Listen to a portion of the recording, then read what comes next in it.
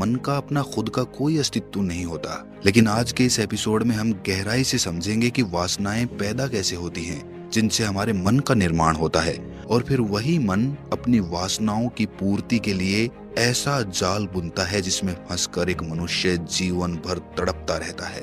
वासनाओं का मूल स्रोत सुख की कामना होता है, लेकिन अज्ञानतावश हम ये भूल जाते हैं कि सुख की कामना से ही दुख पैदा होता है।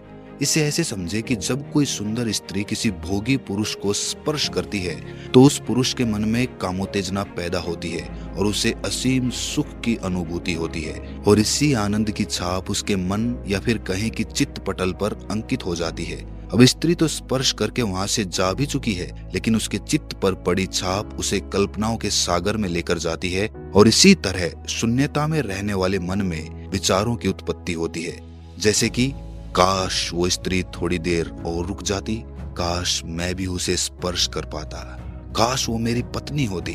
और इसी प्रकार की महत्वाकांक्षाएं उसके जीवन को वर्तमान से खींचकर भविष्य की कल्पनाओं में स्थापित कर देती हैं या फिर अतीत की यादों में डुबा देती हैं। लेकिन यहाँ से तो खेल शुरू होता है। अब वो पुरुष उस स्त्री को हासिल करने के लिए नाना प्रकार के षड्यंत्र करेगा, उसकी सहेली को मनाएगा, उस स्त्री के सामने अपने आप को दूसरों से ऊंचा दिखाने का प्रयास करेगा, और अगर आखिरकार वो उस स्त्री को हासिल कर भी लेगा तो कुछ ही समय बाद उससे उसे वितृष्णा भी हो जाएगी, क्योंकि जो आनंद उसे पहले स्पर्श में मालूम पड़ा था वो अब वैसा जान नहीं पड़ता, क्योंकि जो भी चीज मन को हासिल हो जाती है वो उसके लिए निरर्थक सिद्ध हो जाती है। मन के लिए किसी भी वस्तु का महत्व तभी तक था जब तक वो उसे हासिल नहीं हुई थी। लेकिन यहाँ हमें ये समझने का प्रयास करना चाहिए कि इस पूरे खेल की शुरुआत कहाँ से हुई थी। थोड़ा सा सोचने पर हमें उत्तर मिलता है कि जब उस पुरुष की आंखों ने उस स्त्री के सौंदर्य का रसपान किया था और उस स्त्री के स्पर्श से उसकी त्वचा ने उसके मस्तिष्क तक एक संदेश पहुंचाया था, वहीं से काम वासना रूपी विचार उसके मन पर हावी होने लगे थे, और उसके बाद ही सारा खेल शुरू हुआ था।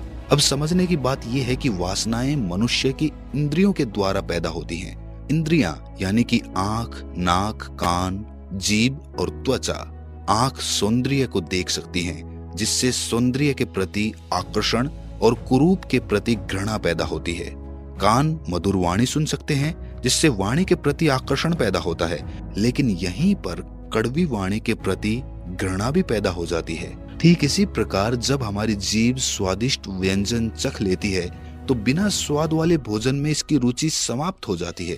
इसीलिए ज्यादातर लोग सात्विक भोजन यानी बिना मिर्च मसाले के भोजन की जगह पिज्जा बर्गर में ज्यादा रुचि दिखाते हैं, चाहे इसके लिए उन्हें अपने स्वास्थ्य और शरीर की आहुति ही क्यों न देनी पड़े।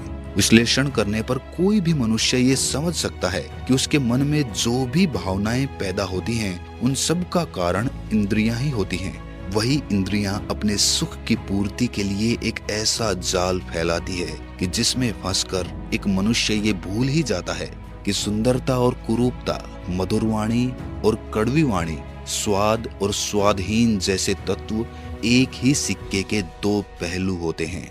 कुरूपता के बिना सौंदर्य का कोई अस्तित्व नहीं।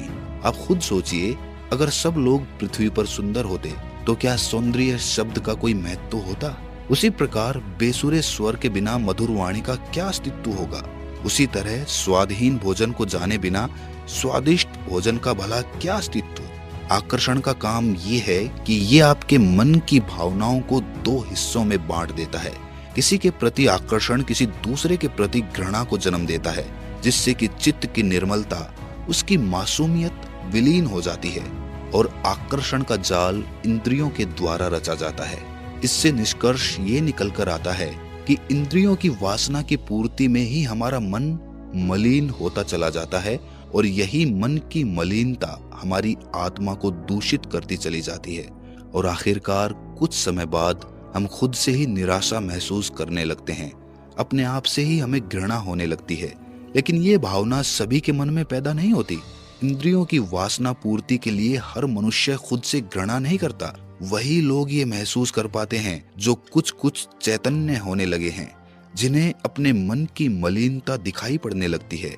वरना तो ऐसे भी लोग मौजूद हैं जो इंद्रिय सुख में पूरा जीवन सुप्त अवस्था में व्यतीत कर देते हैं, उनकी यात्रा तो अनंत काल तक चलती रहने वाली है और मोक्ष उनसे कोसों दूर है।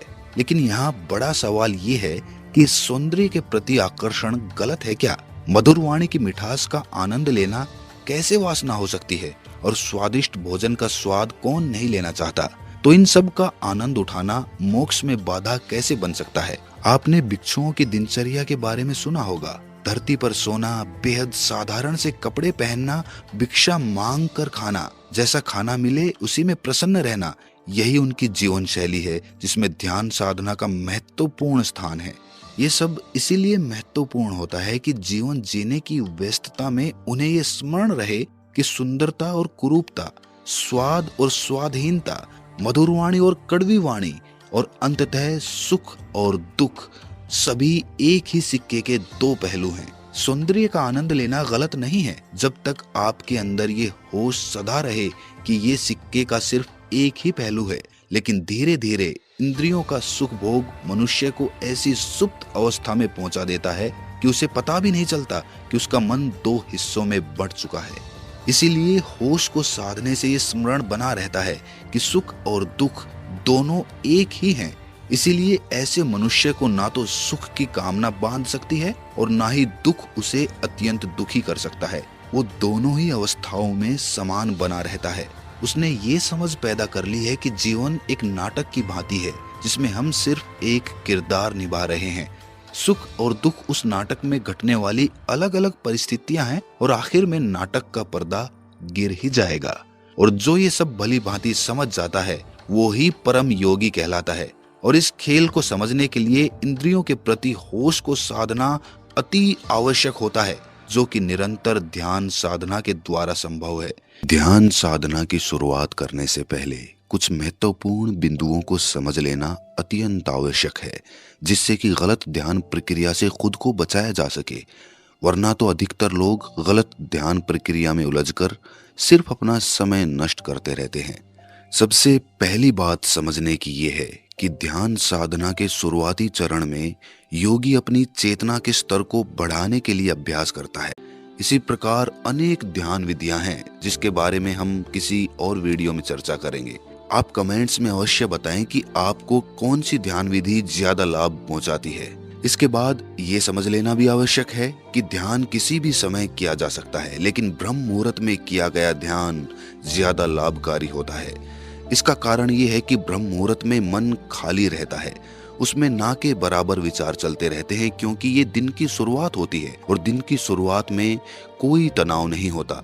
लेकिन जब दिन खत्म होते होते हमारा दिमाग विचारों से भर जाता है, उस समय ध्यान साधना में गहराई से उतरना बड़ा मुश्किल हो जाता है, क्योंकि दिन भर का तनाव, दिन भर की उलझनें हमारे दिमाग में चलती रहती हैं और जो ध्यान में बड़ी बाधा बन जाती है। लेकिन कुछ समय ब्रह्म मुहूर्त में अभ्यास करने के बाद आप किसी भी समय ध्यान की गहराइयों को छू सकते हैं। लेकिन शुरुआती चरण में ब्रह्म मुहूर्त में किया गया ध्यान आपको ध्यान का स्वाद चखा देगा, और एक बार अगर आपने उस आनंद का स्वाद चख लिया तो आपके मन में जितने भी प्रश्न ध्यान के बारे में उठते हैं वो सब विलीन हो जाएंगे।